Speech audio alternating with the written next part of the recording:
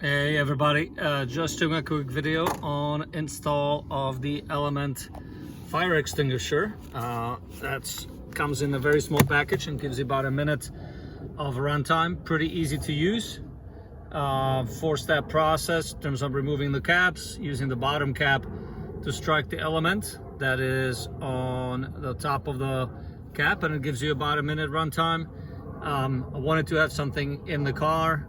Even though this car is not really modified in terms of power, still got the carpeting and firewall, but this was something that was pretty easy to put in and install and give me a margin of safety with very little downside. It's very light, less than a pound, and I was able to just put it right here next to my seat. You can get these on Amazon. It's called Element for about $80. I got mine through I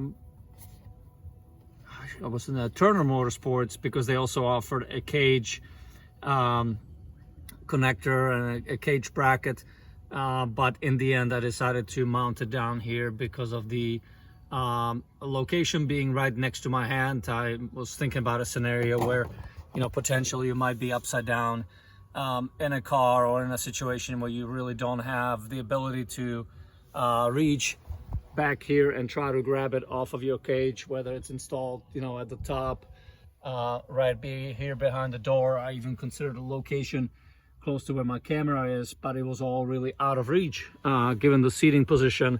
So I decided to install it down here. So hopefully I never get a chance to give it a shot, but it looked like a neat little safety device to have at a relatively good price point. So hope this helps, and if you have any questions, post below.